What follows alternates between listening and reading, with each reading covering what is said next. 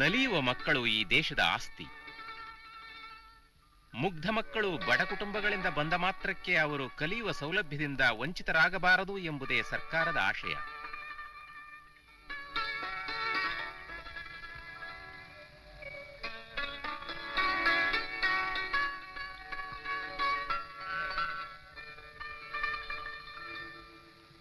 ಮಕ್ಕಳಿಗೆ ಉಚಿತ ಸಮವಸ್ತ್ರ, ಪುಸ್ತಕ ನೀಡುವ ಕಾರ್ಯಕ್ರಮ.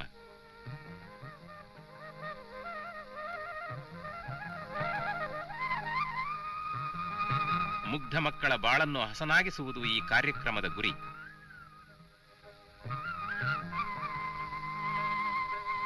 ರಾಷ್ಟ್ರದ ಭವಿಷ್ಯವನ್ನು ನಿರ್ಧರಿಸುವ ಈ ಮಕ್ಕಳಿಗೆ ವ್ಯಾಸಂಗ ಮಾಡಲು ನಿರಾತಂಕ ವಾತಾವರಣ.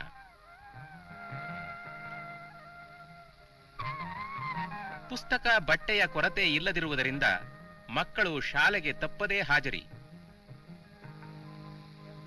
ಸರ್ಕಾರಿ ಶಾಲೆಗಳಲ್ಲಿ ಓದುತ್ತಿರುವ 1 ರಿಂದ 4ನೇ ತರಗತಿಯ ಎಲ್ಲಾ ಮಕ್ಕಳಿಗೆ ಹಾಗೂ 5 ರಿಂದ 7ನೇ ತರಗತಿಯ ಪರಿಶಿಷ್ಟ ಜಾತಿ, ಪರಿಶಿಷ್ಟ ವರ್ಗದ ಮಕ್ಕಳಿಗೆ ಈ ಸೌಲಭ್ಯದ ವಿಸ್ತರಣೆ.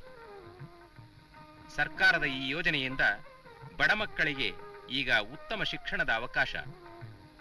42 ಲಕ್ಷ ಮಕ್ಕಳಿಗೆ ಈ ಸೌಲಭ್ಯದ ಲಾಭ.